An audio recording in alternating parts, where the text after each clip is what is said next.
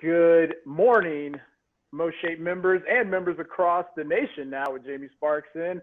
My name is Sean Nellis. I'm the Director of Health and Physical Education for our Missouri Department of Elementary and Secondary Education, and also a MOHPE board member, and I am your host for our third session of our June series of our virtual learning series.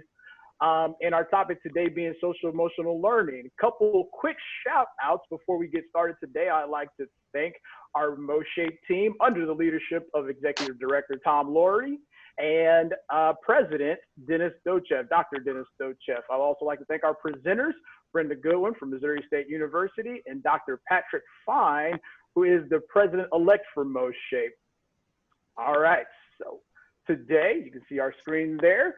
Our third session title is Social Emotional Learning, Assessment and Evaluation of SHAPE Standards 4 and 5. And we have our presenters today, Christy Bieri, Kyle Salvo, and Anna Forsalito, AKA SEAL Team 6, and our Health Moves Minds champions here in the state of Missouri. Couple objectives for today. Number one, the participants will gain a better understanding of social emotional learning and how to effectively implement the curriculum through Health Moves Minds. Number two, the participants will gain a better understanding of the alignment between CASEL and Shape America national standards. And number three, the participants will be able to analyze and implement activities and concepts that facilitate the promotion of SEL.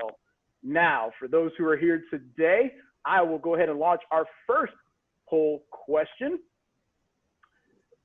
A lot of you may be new to social emotional learning, especially in the realm of health and PE. So first question, what is your comfort level in addressing social emotional learning in your health and physical education curriculum? You have 5 options there. You're very comfortable, slightly comfortable, kind of in the middle with the neutral, slightly uncomfortable, or very uncomfortable. I'll give everybody about a minute. So looking at our group here, I like that just about everybody's at the top of the list there between very and slightly comfortable, a couple neutral.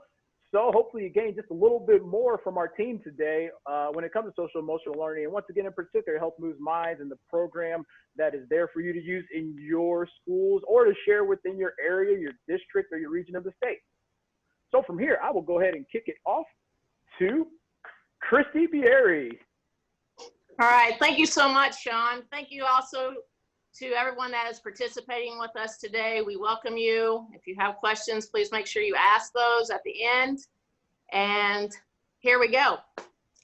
So this is what Health Moves Minds is: teaching health and physical education through an SEL lens. At the end of this session, a link to the Health Moves Minds website will be provided to register your school if you wish to do so. It is completely free. By registering your school, you also have access to all of the lessons. After logging in, you will also notice that all of the lessons are hyperlinked. So Sean's already turned the slide on me. So physical literacy. Before we get into the activities, I want to review physical literacy and the connection with the SEL. This is Shape America's definition of physical literacy. In Health Moves Minds, we combine physical literacy and the SEL competencies. In this program, through physical activity, we are going to teach SEL skills that will benefit the healthy development of the whole child. Students will also have the opportunity to practice motor skills and the other concepts taught previously.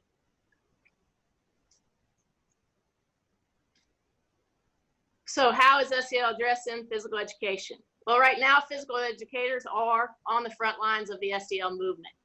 And we can maximize our role by creating an optimal classroom environment and teaching students the social and emotional skills and behaviors that will help them succeed in all areas of their lives.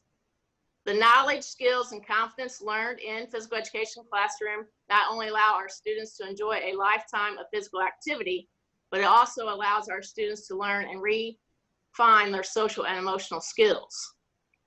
According to CASEL.org, which is Collaborative for Academic, Social, and Emotional Learning, these social and emotional skills allow our students to integrate skills, attitudes, and behaviors to deal effectively and ethically with daily tasks and challenges. It's also important to note that although SEL does occur in a variety of forms of physical activity, as we will learn more about in this presentation, there is a distinction between physical activity and physical education. Although sometimes I know those terms are incorrectly used interchangeably, physical education is academic, skills-based class that has national standards which have an outline of outcomes for each grade level. Whereas physical activity is any type of movement where the body uses energy. Physical activity is any type of movement, where the body uses energy. Physical activity also provides an opportunity to apply these skills learned in physical education class. Kids need access to both of these, physical education and physical activity. If you are familiar with our national standards for physical education, I'm sure that you can already see the overlap with the core SEL competencies. Because there is this beautiful overlap, the overlap between the SEL competencies and the national standards for K-12 physical education and health education, SEL can easily be integrated into physical education classroom at all grade levels. So in a little bit, you will be able to see the overlap that Anna will get more involved there. Next slide, please. So how does this benefit our students? So why does this all matter? There are so many competing priorities that schools have with limited resources. Why is social and emotional learning through physical education so important? Research has shown that both physical education and SEL can lead to positive behavior and academic outcomes, including positive social behavior, fewer conduct referrals, less emotional distress, and improve the academic performance. Additionally, 2/3 of superintendents believe teaching social and life skills such as conflict resolution, interpersonal communications, and persistence could help prepare students for college. The development of these skills to be emotionally intelligent and the skills to lead an active and healthy life will allow our students to be both mentally and physically healthy throughout our lives. So now I'm going to turn it over to my wonderful friend and teammate, Anna, who is going to tell us a little bit more about incorporating SEL into our physical education, what it would actually look like in practice. Thanks, Christy. So what is SEL? Social emotional learning enhances students' capacity to integrate skills and behaviors to deal effectively and ethically with daily tasks and challenges. Social emotional learning there are 5 core competencies that can be taught in many different ways across many settings. So if you look in the circle there, you'll notice that how it relates to the self in orange, how it relates to others in green, and how it relates to decision making, which is in yellow. By those colors, you can start to see the overlap between PE and health standards and core SEL competencies. So social emotional learning process is bulleted in the 5 parts. It's understanding and managing emotions, which is PE standard 3, stress management, setting and achieving goals, which is PE standard 3 as well, and health standard 6, goal setting. Feel and show empathy, which is PE standard 4, accepting differences, maintain relationships, which is PE standards 4 and 5, and health standard 3, communication, and also making responsible decisions, PE standard 4, and health standard 5, decision-making skills. So through physical activity, we teach SEL skills that benefit the healthy development of the whole child.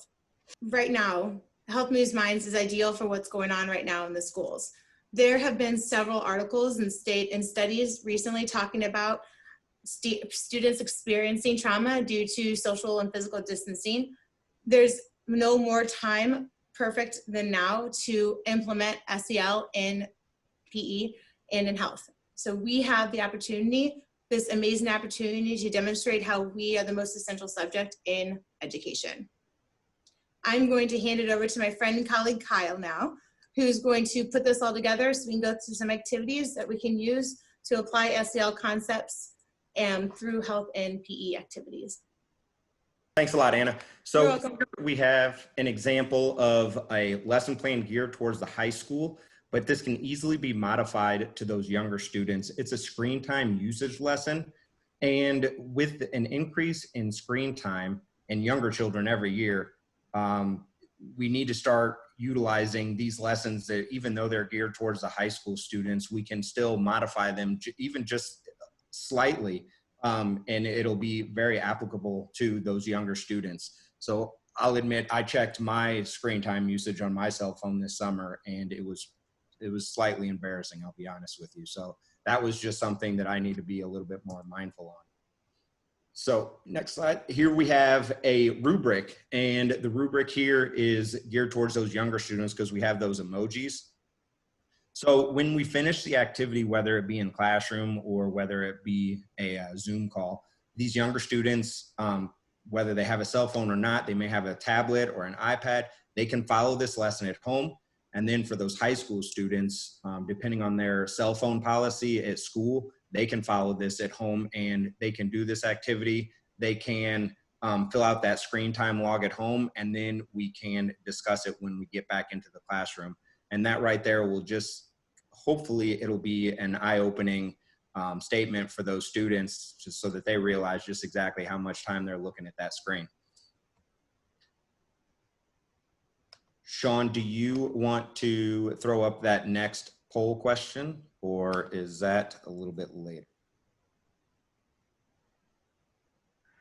Nope, we can do it now. All right, so second poll for today.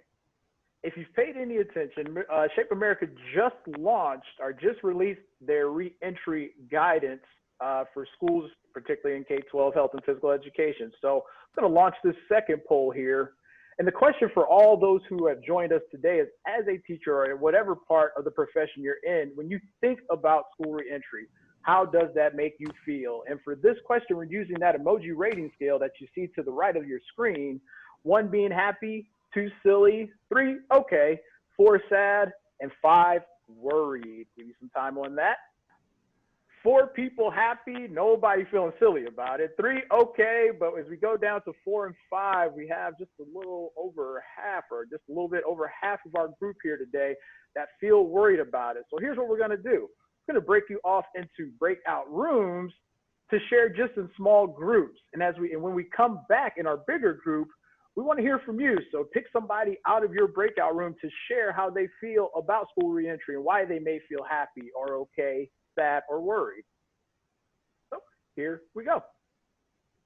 All right, so it took everybody a while to come back. Sorry I didn't give you a little bit more time, but we gotta make sure we get back to our presentation. But I am assuming we had some really, really, really good conversation. So I will toss it up to anybody in their group that wants to share kind of what you talked about when it comes to school reentry. Matter of fact, let's go to breakout room 1. Let's start with breakout room 1. That was Cassandra, Derek, Jenny, Megan, Nicole, and Susie. Anybody from that group want to talk?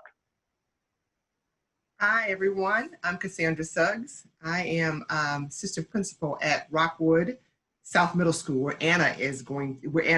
I'm going to be new. So I'm excited to be on the call today and learn so much about SEL. It's so important. So thank you for this. Thank you for championing this for our students. I loved physical education when I was growing up, actually. It was one of my outlets where I can get moving. I found out some things I was gifted at in physical education, actually, which encouraged me to try out for some teams. So again, thank you for what you do. It does not go unnoticed. Our group was kind of split. We had some with happy, some with okay, and then some with worried. And basically, how it was the planning and flexibility. One of our participants was worried because she likes to plan, and it's difficult when you're moving pieces when you're trying to plan. So she's worried about the unknown, wants to be prepared. We also had some worried that the kids, what would they be feeling like when they return? What will their mindset be? With happy, we had some trying to get back because they've been out so long and they need to get back into action, that meaning the kids and the staff. The mindset, we had one person saying their mindset is trying to be optimistic, because if she can be optimistic when she comes back, that optimism will pour over into the children. She's excited about getting back. Another one is routine driven, wants to get back. So the kids can also be in a routine, sees that when children are on a routine, especially a routine that's healthy for them, it activates their brains and keeps them in a good state. He also wants to make sure the kids are not sitting at home, because right now there's a basketball, kind of like open gym that he's having, and it's allowing kids to come up there. Some of them don't even play sports, but they're just coming so they can be active and they can get into a routine and shake off the dust from sitting down. And that's really encouraging. So again, we had some worried about the unknowns. We had some happy about let's get going, let's get the kids going. And then a little bit of okays about I can go either way, but I'm going to kind of wait and see how it all pans out in the end. So that was group one. Thank you, Cassandra, for sharing. Yeah, the hardest thing is to plan. You can't plan for what you don't know. You have so many different options of what school's going to look like in the fall. Is it going to be, are you going to be in person 5 days a week? Is it going to be a blended learning where half the day students are there, another half a different group of students? So to plan for the unknown, and I do want to throw a quick shout out to Cassandra, the administrator here, Mary from MOHPE. Thanks you for joining us. And then also Orlinda, hopefully I said that right, from Nevada, school nurse. So we have a mixed group here today. So thank you, Cassandra and Group 1 for sharing. Real quick before I ask somebody else, I shared the link to the reentry guidance through Shape America in the group chat. So Group 2, let's hear from you. Brad, Cody, Denise, Eddie, Orlinda, and Kirsten. All right, so on group 2, we had mixed, just like Cassandra's group. We had happy because we're going back. Brad has a kindergartner, and he wants that little kindergartner in there face-to-face with all the other little kindergartners. We had sad because we're going to possibly a one-room schoolhouse where kids are kind of locked in their room all day with just their people and no outside social with any of the other groups. And then, of course, we had worried because of equipment usage. What's our scheduling going to look like? How do we avoid classes connecting when there's 6 classes literally coming in and going out in a small area with 3 specials all being in the same spot? And then St. Louis is doing an A-B schedule with their 3rd grade through 12th graders, but K2 is going every day. So that's what we had to say. Thank you, Denise. Thanks for sharing that. Nicole Miller in the chat box. I have twins that are going into high school, and I really need them to start in the physical building. Yes, I too. I'm a parent as well. I have one who's starting her first year of high school, and then a son who's going into 5th grade. So I need them out of the house. Just to be quite honest, I need them out of the house, and I want them in the building as long as all guidelines are being met, so on and so forth. So for the sake of time, we will keep it rolling, and back to our presentation with Kyle.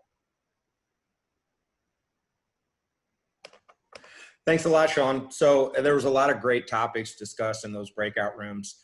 Moving on to the next slide. All right, so the Health Moves Minds curriculum has all of the lessons supplied for you. They align both directly with SHAPE America National Standards and the K-12 Physical Education and National Health Education Standards.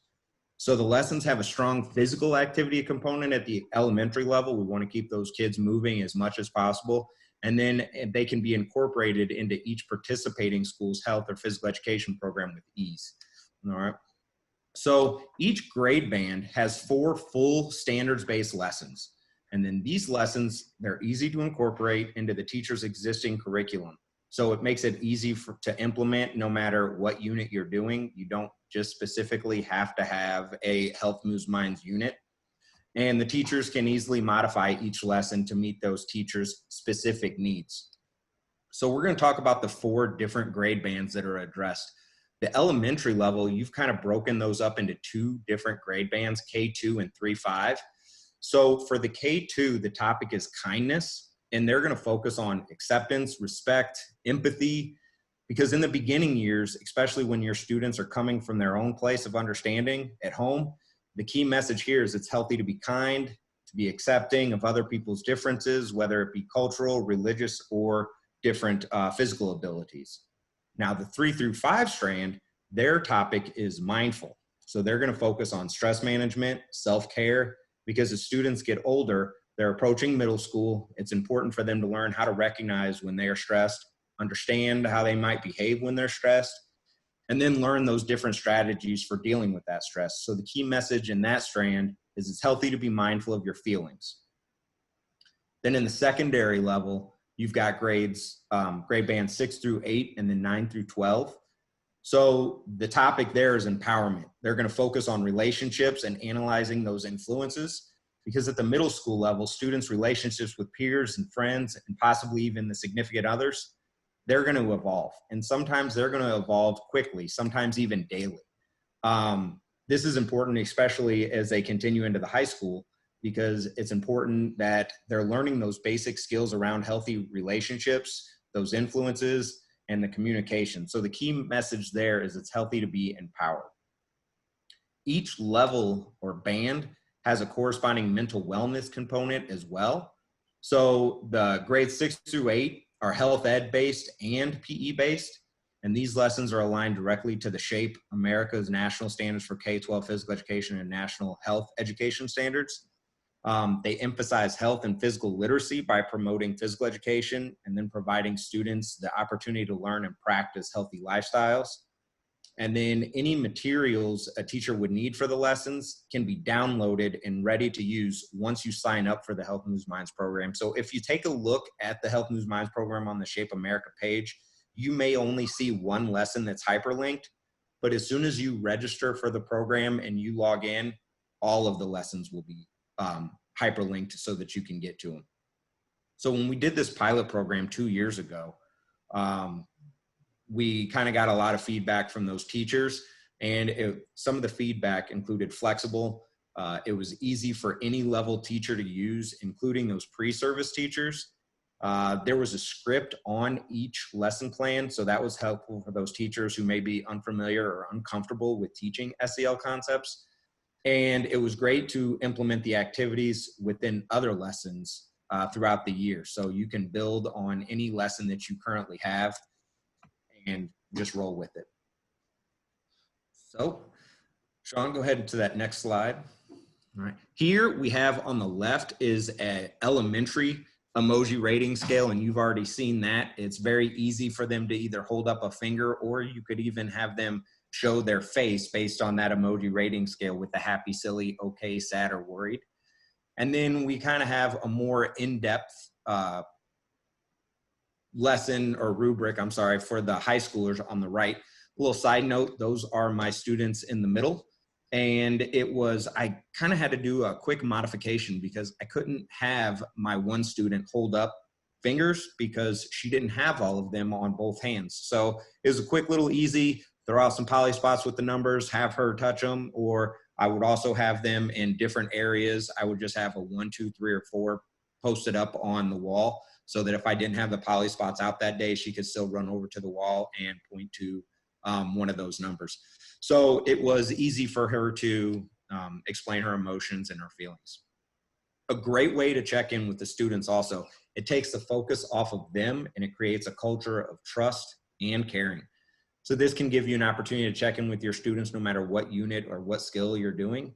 And then if you have any that are pointing or holding up a 3, 4, or 5, you can give them a little bit more time on the activity, or you can go over there discreetly so that they're not embarrassed. So before we can ask these students to open up about their feelings, which probably is very personal to them, we need to build that culture of trust first so that they're not embarrassed when they do.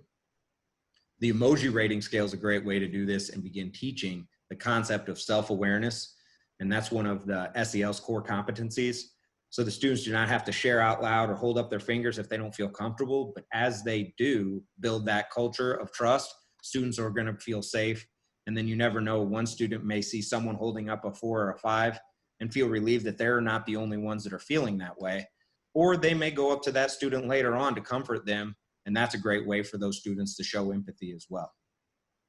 All right, let's go to the next slide. Thanks, Sean. So this is probably my favorite skill or favorite lesson. It's HALTED. So that stands for hungry, angry, lonely, tired, and embarrassed and disappointed. HALT was first used to help with substance abuse. So we're using this as a self-care tool. We may not be facing substance abuse at our elementary levels, maybe even some of the high school levels you will, but the concept behind this is applied to general self-care. If we can identify the basic root of a bad mood, it can help us make those healthier choices. So the difference between self-awareness and self-management. Self-awareness is the ability to accurately recognize one's own emotion, thoughts, and values, and how they influence behavior. Self-management is the ability to successfully regulate one's emotion, thoughts, behaviors in different situations. when teaching social emotional learning, we need to be intentional. So I want to show you that the core SEL competencies for this activity, so that when you teach this to your students, you can specifically tell them what they're working on. This is going to lead to a better result and impact with the students and the benefits of SEL. There are more components for self-management, but these directly align with what's being taught on the Mindful Minute. The Mindful Minute is one of the first lessons taught in elementary on day 1, and it's used throughout the entire program, no matter what level you're at. But by teaching these exercises, you're teaching students how to manage the stress as well as other complex emotions. Impulse control, being mindful you don't act impulsively. You're aware something's bothering you, and so that you have the opportunity to choose a healthier way to cope. When you get deeper into mindfulness, you learn to recognize your emotions and responses. You're staying in the moment for a little while, then you release it, but that takes years of practice. But starting to teach these students healthy coping mechanisms empowers the students to make healthier choices for a lifetime you're starting at those younger years. So you're being proactive versus reactive. And not all exercises are going to work for everyone, but now they're building this toolbox or reference because they may not work for them at the elementary level, but they're going to have that toolbox and they're going to have those tools so that maybe it does work for them at the middle school level or at the high school level as they evolve as well. So the more you incorporate these concepts and exercises throughout the school, the better it is for the students. All right. So this right here, this is the halted section. And this is, like I said, this is my favorite one. So you've got hungry. Ask yourself when the last time you ate. Maybe you just need some water and a healthy snack. A little personal story. I was a second-year teacher. I was at a school that had a pretty high free and reduced rate. And I had a kindergarten girl come into class, and she was lethargic. She was grumpy. She was emotional.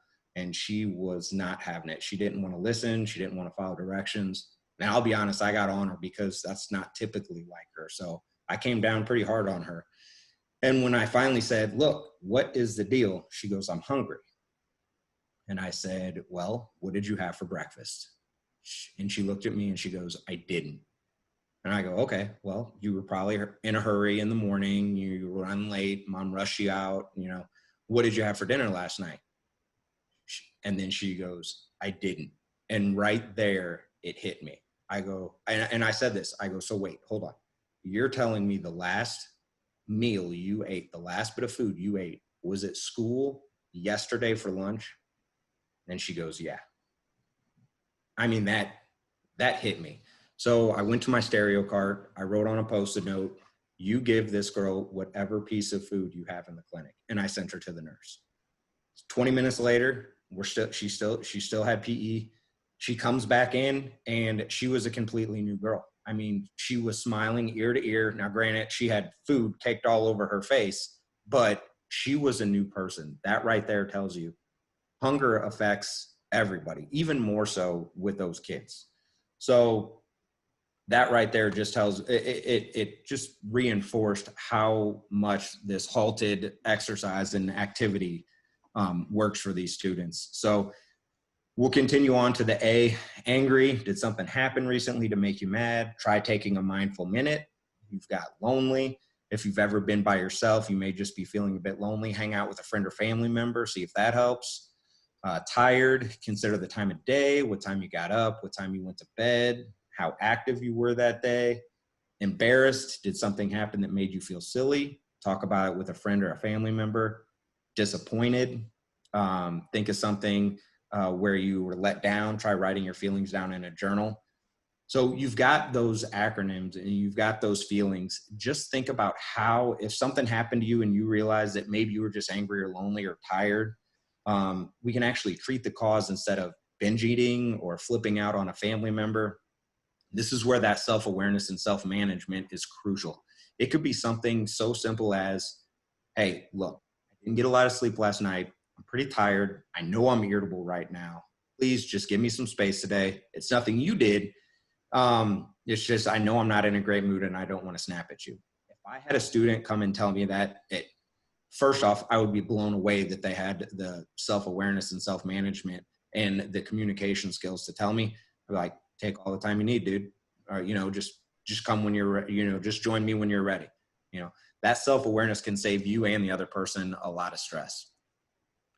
Some other skills within the lesson that are worked on are teamwork, inclusion, equity, diversity, accepting others, creating positive classroom, analyzing influences, reflecting, and problem solving.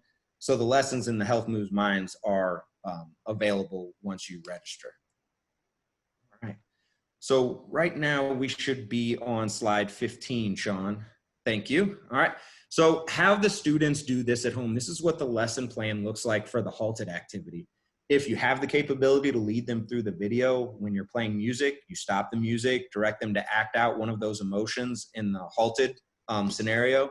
And then this is a skill of pausing and figuring out what's bothering me, especially with the L. This is a chance right now, especially with what we're going through today, to connect with your students, even though you're not there with them. I'm feeling lonely because I miss seeing all of you. And then you know, if you are lonely, trust me, you're not alone. You know, there are other people that are feeling lonely too. So that right there, that's going to make them feel not as alone because they know that other people are feeling the same thing. So this incorporating recognition into your PE lessons. All right. So following that, there you go, Sean. Following that halted lesson, this is a pilot school leader that sent us in some pictures. This is their halted exercise. Now, this activity right here, it takes the focus off the student. So they recognize that in a class full of students, not everybody holding up that letter E is going to be embarrassed. This right here, they show the emotion based on which station they have, because we can't ask the students to open up with their peers without building that culture and climate of trust first. So once we take this activity that takes the focus off the students first and it just focuses on the characters, it'll help build that culture. It doesn't make the students feel like they're directly speaking out about themselves. And I'm going to hand our next slide off to Anna. Thanks, Kyle. I love this slide. And Kyle had already gone over what the difference between self-awareness and self-management is. So quickly to review, the ability, self-awareness is the ability to accurately recognize one's own emotions, thoughts, and values, and how they influence behavior. And self-management is the ability to successfully regulate those emotions, thoughts, and behaviors on different situations. So a big part of the Health Moves Minds program is teaching the mindfulness skills. And simply put, mindfulness is paying full attention or being fully aware of our environment, our bodies, our emotions, and our thoughts. And when you're fully aware of, you can better meet your emotional needs or your own physical needs. Teaching these basic concepts can help students to begin making healthier decisions and strategies. So, Sean, next slide when you're ready. Thank you. So these skills can be taught within any health and PE and teaching environment. And in the photos above, you can see that we have people of all ages practicing a mindful minute, even including some of our national leaders, which Jamie, you have made a surprise appearance in our session today. So next to them are the PE standards that directly align with the mindful minute. The mindful minute is the first mindfulness skill that's taught in Health Moves Minds, and it continues to be taught throughout the program as students learn more skills. One of the things that we did in my school was the Random Acts of Kindness Week. It was between February 16th this year and February 23rd. We recommend holding a celebratory event or engaging in school-wide activities for Health Moves Minds. Our school decided to spread kindness all week long by choosing 2 engagement ideas from Health Moves Minds. And one of the best qualities about the lessons is that they can easily be modified to best fit the needs of your students. So Bear is about ready to bark. So if I mute myself all of a sudden, that is why. So I apologize. Incorporating these kindness and mindfulness lessons was a really easy way to further our impact. So you can see that was a lesson, but this is how we modified it. Just as a side note, when we kicked off the first day of this. We have a split schedule, an A and B schedule. I wasn't actually even there. So I had committee meetings to go to. So I left this first day of 2 days of activities with my sub. So that's how easily, when you lay things out as detailed as I do, it can be done and executed in really successful ways. So I made personal videos to each of my classes for each class to kick off the activities since I wasn't there. What we did here in half the slides, as you can see, I had 5 specific categories for compliment cards, so nobody was left out. One was to a friend in class, one was to an acquaintance in class, one was to any teacher in the building or any staff member, one was to their parent or guardian, and then the last one was to a classmate that I assigned. That way no one was left out in the class. And then the other piece of it was, you'll see them giving the compliment cards to each other, and that was really cool to see that all happen, because they were really excited to pass them out and stuff. So we also had a compliment board or a kindness board, and this was created by my students. They decided that this was the phrase they wanted to use. The kindness is the key to the heart, and any students could send positive messages and words of encouragement on Post-it notes, and they filled up this whole entire board, and we left it up all week, and they really got involved in it. And I love that how quickly they just all kind of caught on to sharing kindness and words of positivity and love with each other. And you could really feel just the atmosphere and the emotions just elevate, and it was just a really, really awesome week. So this is our SHAPE Standards 4, so I'm going to pass that back to Christy so we can kind of go through them really fast. Here you go, Christy. All right, thank you, Anna. As you can see, these are Shape America's national standards and the grade level outcomes, and also the CASEL core competencies. Standard 4 is the physical literate individual exhibits responsible personal and social behavior that respects self and others. The presentation is over how Standard 4 and 5 connects to SEL. We felt it was important to demonstrate the alignment of Shape America's standards, SEL, and CASEL. These standards are another way to show how health and physical education programs such as Health Moves Mind support the WISC model and the development of the whole child. Next slide, please. Again, this is also more of Standard 4, and I will pass it back off to Anna to kind of recap those standards. Thanks, Christy. So as you can see, I lost my slides.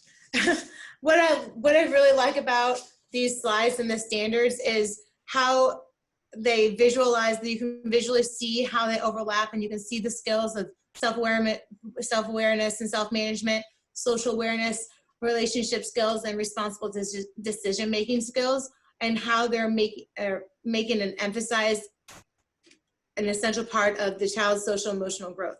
So we are equipping students with these powerful tools to be able to have healthy strategies for their lives. And you can see that in the next slide as well.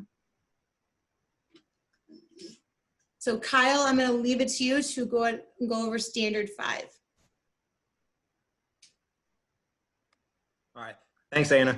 So Standard 5, the physically literate individual recognizes the value of physical activity for health, enjoyment, challenge, self-expression, and/or social interaction.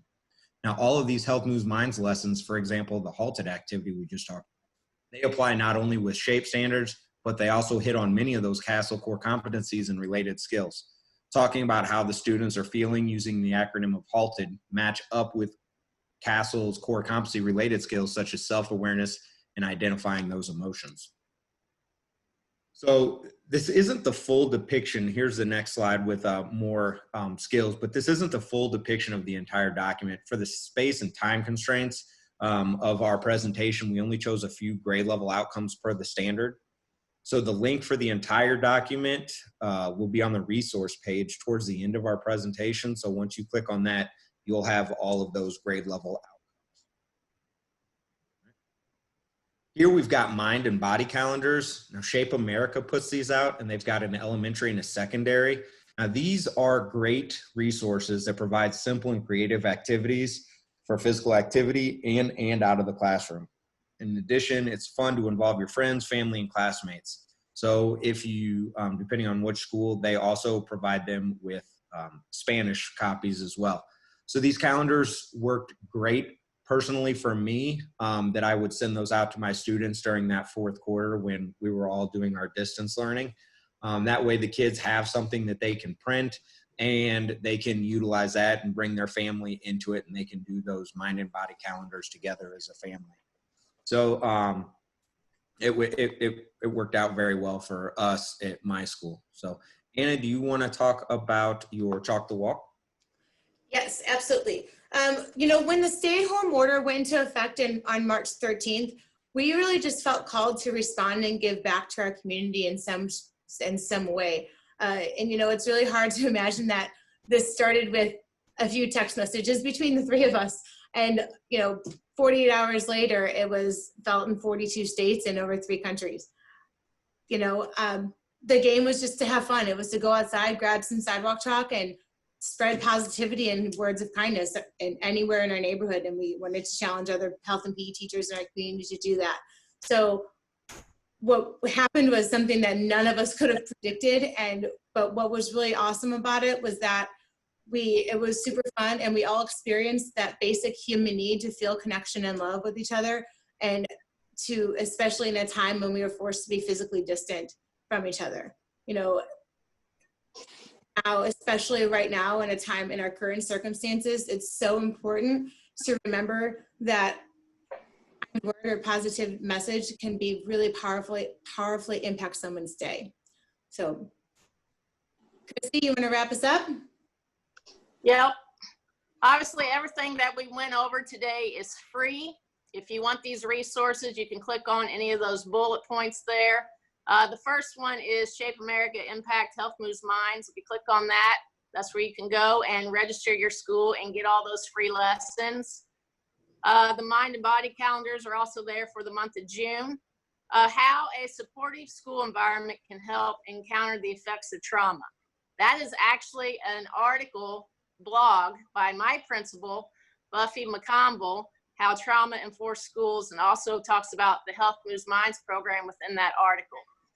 So those teachers that are on here, that is a good article to take to your admin team and kind of have them read that and maybe give them a better understanding of the importance of Health Moves Minds.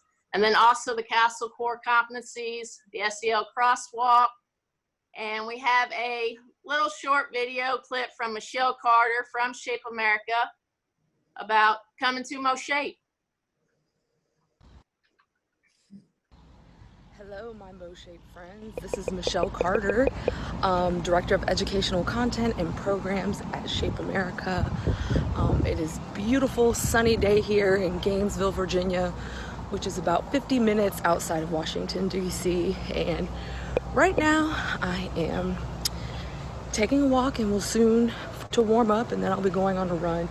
And Christy Beery had asked me, could you send a video just kind of sharing a little bit about myself, and I thought this would be authentic because it really speaks to why I'm coming to the MOHPE convention in November to talk about Health Moves Minds. One of my favorite ways to de-stress and kind of clear my mind is through physical activity, and that's kind of what I'm doing right now. I'm taking a break in my work day to do that, and I really want to teach and showcase how Health Moves Minds is a program that starts to teach that to our students, how taking care of your mind and body is extremely important.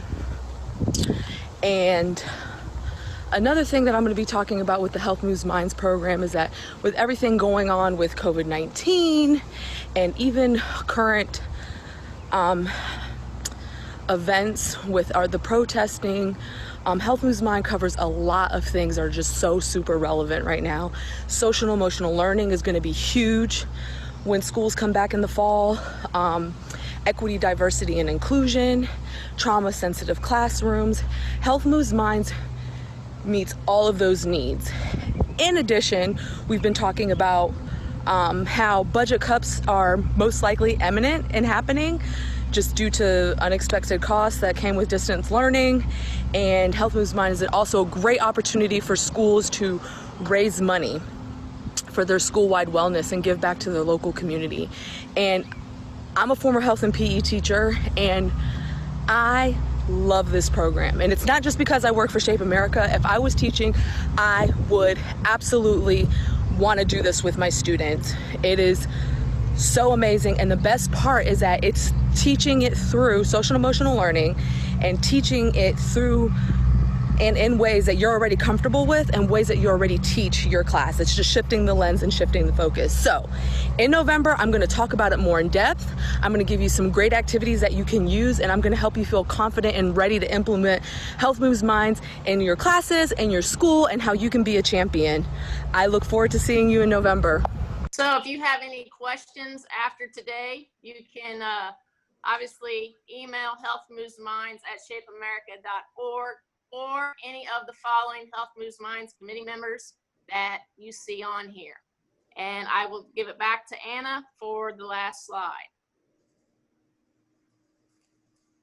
Awesome. Thanks, Christy. So we just want to say thank you so much for joining us today and being part of our final webinar of this 3-part series. And these are just ideas in case you wanted to do a back to school chapter walk event. It would be a really nice way to create that unity and build that foundation with the kids on coming back regardless of what it might look like as we discuss reentry even more. So thank you so much for doing that, for being with us today. Really appreciate it.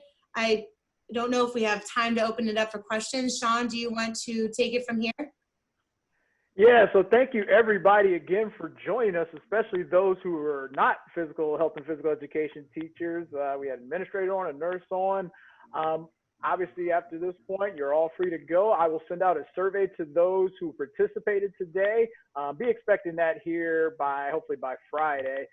There are still 2 e-gift cards to give out. I know our first winner, Kirsten Hatch, is waiting on hers. It's on its way. It's the e-gift card. It'll just blast like that when I get on it. But thank you all again. Enjoy your day, and I will stay on with our SEAL Team 6 of Christy, Anna, and Kyle if you have any questions. Thank you all again. Thank you so much, everyone. I will unmute Thank if you. you do have any questions.